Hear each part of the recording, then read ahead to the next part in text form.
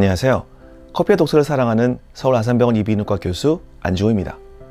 오랜만에 여러분에게 소개해드릴 책은 정치경제학자 노리나 허츠저 웅진 지식하우스 출판 고립의 시대입니다. 이 책은 코로나 팬데믹 이후 더욱 심각해질 가능성이 높은 외로움에 대해서 다양한 관점에서 이의 문제점과 사회적 파장을 지적하고 이의 전환점과 해결책을 찾기 위한 방법들을 제시하고 있습니다.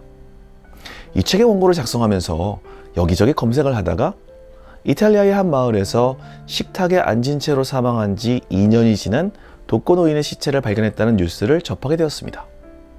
마을 주민들은 고인이 2019년 9월 이후 보이지 않았는데 코로나 유행 이후 왕래가 없어서 이사를 간 것으로 착각했다는군요. 일본에서는 지난 20년 동안 65세 이상 노령층의 범죄 건수가 4배로 급증하고 석방되더라도 5년 내에 재범을 저지를 확률이 70%라고 합니다. 왜 그럴까요?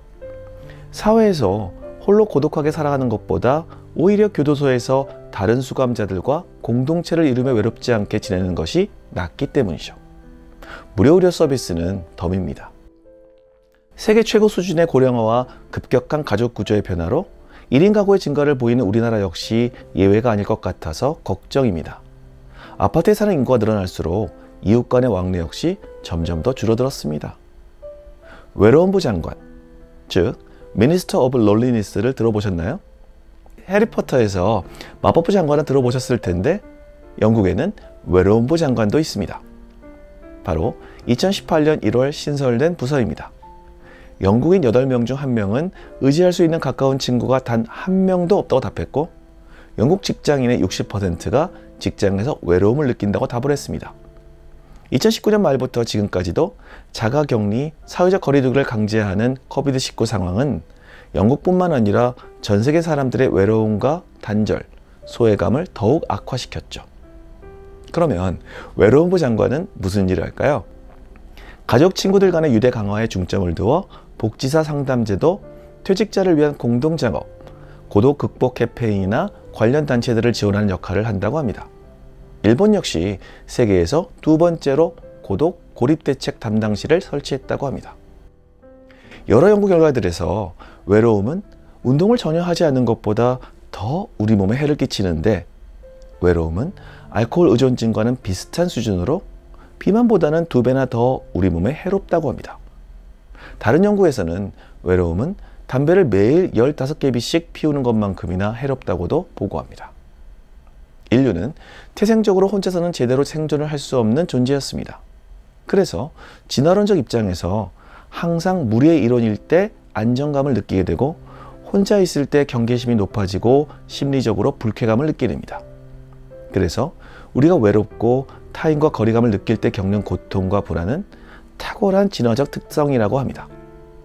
예전 동영상에서 말씀드렸던 사람이니 두 사람이 서로 기대고 있는 형상이란 것과 같이 우리는 동떨어져서는 살기 힘든 존재죠. 우리는 언제 외로움을 느낄까요? 정신의학자 칼 융은 외로움은 주변에 사람이 없어서가 아니라 자기 자신에게 중요해 보이는 것을 남과 소통하지 못하거나 자신의 관점을 남들이 인정해주지 않을 때 느낀다고 통찰하였습니다. 그래서 현대를 살아가는 우리들이 페이스북, 인스타그램, 트위터 등 다양한 네트워킹을 통해 스마트폰만 켜면 수많은 사람들과 연결되는데도 외롭고 고립된 느낌이 더 심해질 수 있습니다.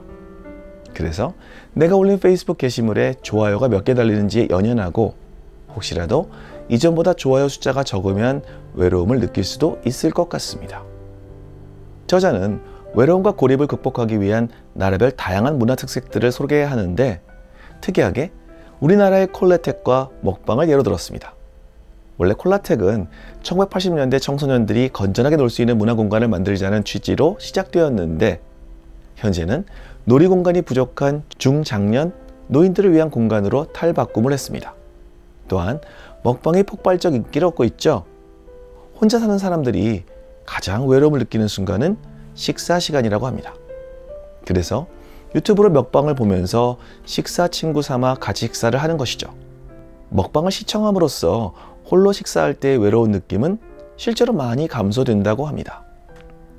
우리의 근무 환경 역시 외로움을 더욱 부추깁니다. 예전에 친구가 초대해 주어서 SK 본사 사무실을 구경한 경험이 있었습니다.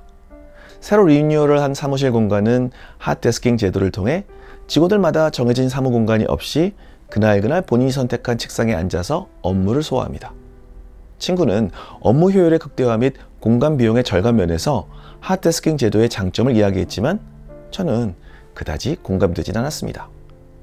내 옆자리의 사람이 매일 바뀌고 팀원들과는 회의 때 외에는 자주 보지 못한다면 쉽게 친해지긴 어려울 것 같습니다.